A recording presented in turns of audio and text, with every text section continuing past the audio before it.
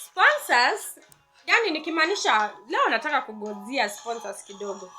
Sponsors ni mtu ambaye anakusaidia kidogo kwa pesa. Sponsor ni mtu ambaye anakusponsor. That is the term I understand about sponsor. So, wakati wewe kama msichana mamako amekuchukua nyumbani anasema akupeleke shule ukasome jameni.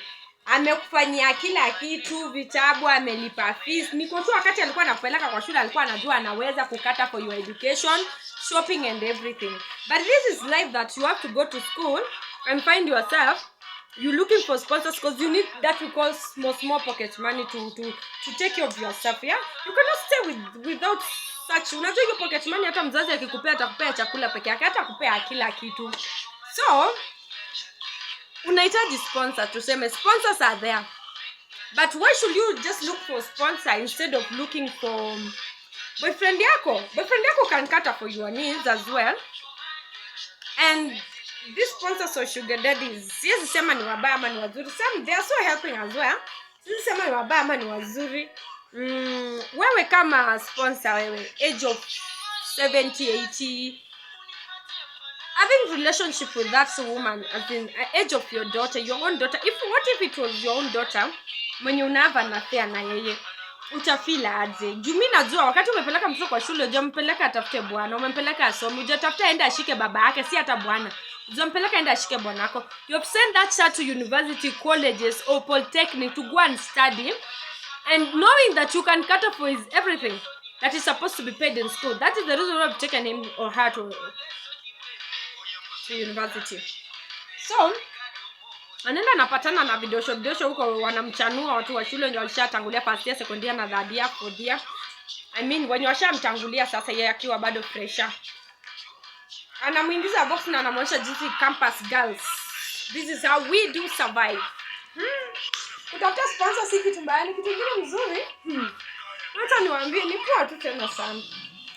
Utajiva.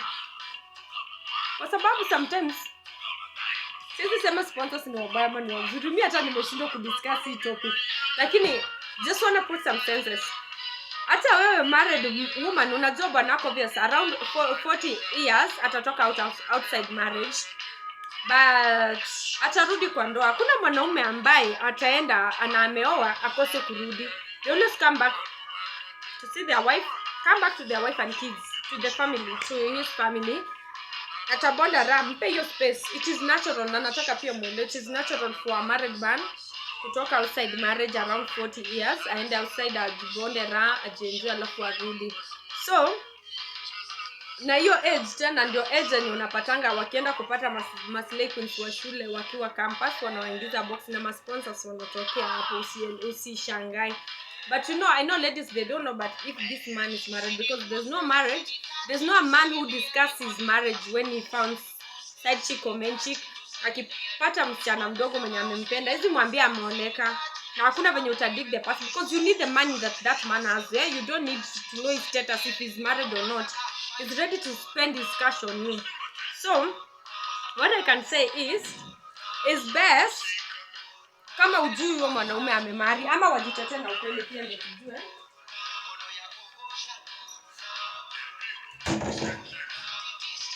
Ama wajitetee na ukweli ndio tujue wanataka tuwasaidia. Hii ni kitu ni kusaidiana, ya? Nisaidie ni kusaidia, sijakataa. I need money to survive, to maintain myself, and you need certification, which I know I can give it to you. So you go ahead, date this man. He has not told you he's married or not, but he's the age of your dad. Sometimes you should be ashamed of yourself. How can you date someone who's the age of your dad? Really? Does it make sense? It doesn't make sense. It's rather you stay with your boyfriend even if he doesn't have too much money to spend on you, but hiyo kidogo that he can give you, it is good you can maintain yourself with. So mi nataka tena kusema what I said that ladies should find their own men. Nilimaanisha kuwa wakati mwanaume anakukatia ukishajua ako married na maybe ni hata married man wa beshte yako, please leave that man alone. Do not find trouble for yourself. You should not look for trouble for yourself. So you find your own man. Unajua tena wanaume sijui wanakuanga na shida, lakini nataka mkubaliane na mimi. badala tu ya kutoka kwa ndoa yake aenda atafutie mbali.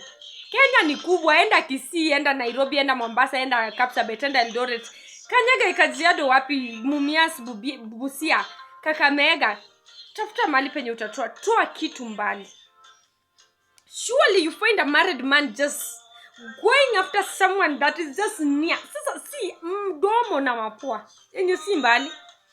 Anajua kabisa huyu msichana ni best ya bibi yangu, huyu msichana ni best ya girlfriend yangu, huyu msichana ni best ya the lady that I'm engaged to, but atakuja kwa kuingiza box. Surely when you're that lady, try to put some sense in your mind as well, a little bit, because you know this man is married. He's married and you know that. Why should you go after him even if he comes after you? You just have to say no. It can't work. You're my friend's husband. You're my friend's fiancé. You're my friend's boyfriend. You're my friend this. You just reject the offer to save yourself, because it is hard. It's hard, because if it was you as well, kama wewe ungekuwa ni huyo msichana, be in our shoes that your husband has just come after huyu msichana rafiki yako, ungefeel aje? So learn to say no if you're dating someone whom you know is in relationship, is married, is engaged. Avoid these small mistakes. Look for your man. Tusikatazi sponsor, sikatazi kukatia, lakini katia mtu wa mbali bana, mwenye ujui. Mwenye ujui bibi yake atakuja kuchoma na maji moto, aikuitie makarao, kufanyia vituko. Asa kulia mbali. Na nyinyi wanaume pia tafutieni mbali, mkulie mbali. Mbona mtamkulie karibu penye mnajua mtapatikana? Kulia mbali. Ile nyu ukijaribu, let be the mistake of a lady. Maybe she called you at night when you were with your wife, and then your wife told you, who is this that is calling you? Yeah, let it be that mistake. But look for someone far away from your place, far away from your area. Have your own affair with someone who is coming from different county, different place, area. It will be better, because we know you people don't know how to stay with one lady. Amjuka na mtu mwanamke mmoja, na mwanamke ajui tena, sijui kama wanawake tena wajuangi tabia kana mwanaume mmoja. So it's good to look for someone mbali kidogo na wewe. Na unapata pia, siwezi guzia tena wasichana sana, unapata pia wanawake ambao wameoleka wanaenda after young boys. Those married ladies go after young boys, and I don't know why they should go after young boys. Ndio unasikia mama ameenda na kijana wake, mama atendaje na kijana wake, yani hiyo unashanga. Sijui, but I need to put some senses kidogo, na nataka pia watu wanielewe. If it is me, that married woman, nimeoleka na bwana wangu na amefika age ya 78, alikuwa na kazi, sasa sahi hakuna kazi. Alikuwa anaweza, alikuwa best, unajua, he was best in bed. He used to know to sex someone, to do that thing, to eat it very well. Now amechoka hawezi kazi tena, na mimi I need that satisfaction. Sasa nitafanya nini? Itabidi nimeenda nitafuta kijana mwenye bado ako na misuli na ako na nguvu na anaweza barubaru, nimpea awako it, because mine is still fresh, na bado nataka ile vitu hot vitu nzito, na huyu mwingine amechoka hawezi. Pia that is what advantage of a married woman kutoka kwa marriage kwenda kutafuta young boys. Ya pili, perhaps maybe this married woman she's a widow, ako peke yake. No, so when sema una expect akae peke yake, she need to feed the kids 1 2 3, lazima atatoka tu nje, na haizi enda kushika tena mwingine mwenye ako married. You married men go after small girls, this late this age of age ya 20-25 hapo, awafiki 30-25-18 hapo 19 hapo, hiyo age ya 20-30, yani 19 to 30 wanatafuta. Married women now, they go for this age of young boys from 18 or to tuseme 23 to 30-40 years hapo. Juu sasa au wako na pesa kidogo, tuseme 23, they have money, they know how to work out, they are best in bed. They are best in bed. Apart from their best in bed, they have money, they can cater for kids. Atampatia pesa kidogo aende alishe watoto, wasomeshe nini na nini na nini. Huyu ni kama ni widow kidogo, atajaribu kuasojuana mahali pa kushikilia. But unapata mwingine ako married na bwana yake hakuna Kenya anafanya, ni kulala tu na yani ni kukaa tu nde, ana kazi, ana chochote. Anaweza kuwa anaweza lakini hana pesa, tutalala njaa, tutafanaje? Huyu mwanamke tu itabidi ametoka kwenda kutafuta young boy, amuingize box to have an affair with, because she need to cater for the family, she need to feed his kids, and she needs to take care of the family, and she need financial, she need money. Now she has to go outside marriage to look for a young boy, have an affair, then get money, come feed the family. So we don't blame them. Kila mtu ako na shida, siwezi walaumu. Whether married or not, siwezi walaumu. Nasema tu watu wadogo tumeenda na mababa zetu. Mababa zetu wameenda na wasichana wadogo. Mama zetu wameenda na vijana wadogo. Sielewi penye hii Kenya inaenda ama penye hii dunia inaenda. But all the same, these are what we call taxes and survival mechanism in this world.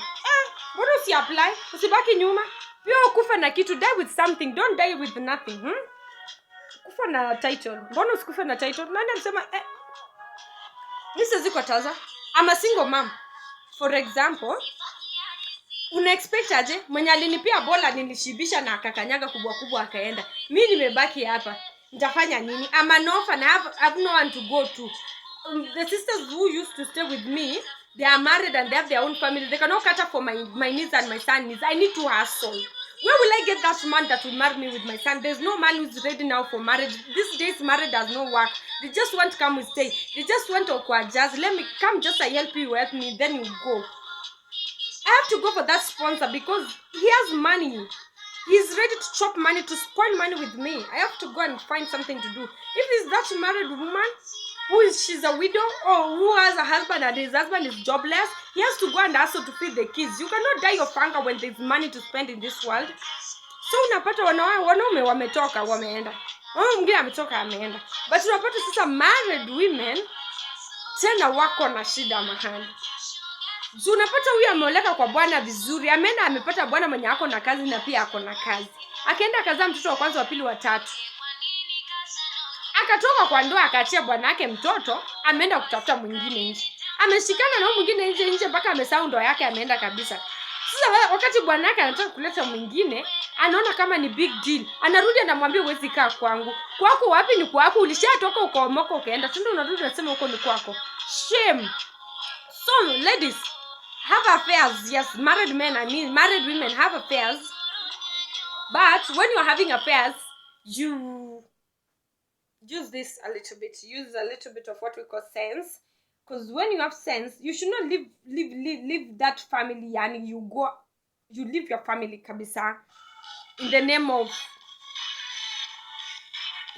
living you leave your family, unaachana na bwanako. You should not stress your husband by living with your husband with kids. Uende kutafuta ati true love, unatafuta mtu mwingine mwenye anaweza mashini kubwa yenye.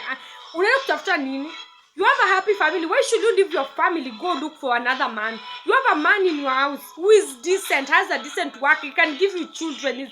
Si tasa mwenye azai anazaa, anakuzalisha Ako na kazi, ako na kila kitu. Hata kama hawezi ama anaweza. Please, keep your marriage. Save your marriage for yourself, my friend. Because some people are there outside. Wanajiuliza kama mimi, will we ever get married? Kuna wenye tuko na hiyo desire na tamaa. Na mkifanya hivi, you discouraging people like I and say that marriage is a bad thing. No, I'm not interested in marriage. Marriage is troublesome. Marriage is so stressing.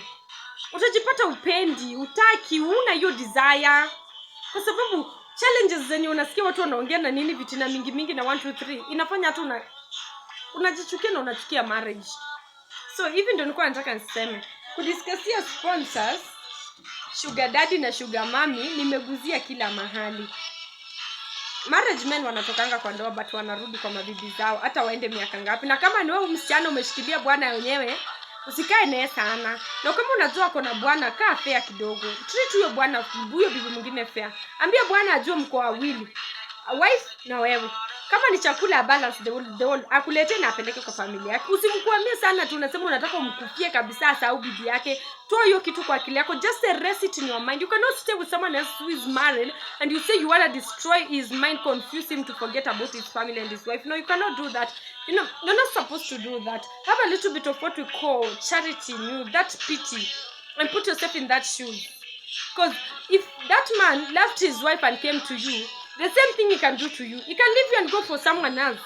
So, try to be a little bit nice to him. Mwambie babe, najua tuko wawili. So, wakati umeniletea mkate wapo umepeleka pia nyumbani. Ukikuja kwangu saa 8, saa 11 enda kwako. Mimi niko ready kushare. Yani be fair kidogo. Uachie pia huko. Usimvurute uwasahau familia yako. Ni laana unajitafutia wewe utakuja kujiuliza mbona hujaoleka upatangi bwana, unalalanga watu kiacho. Hapana.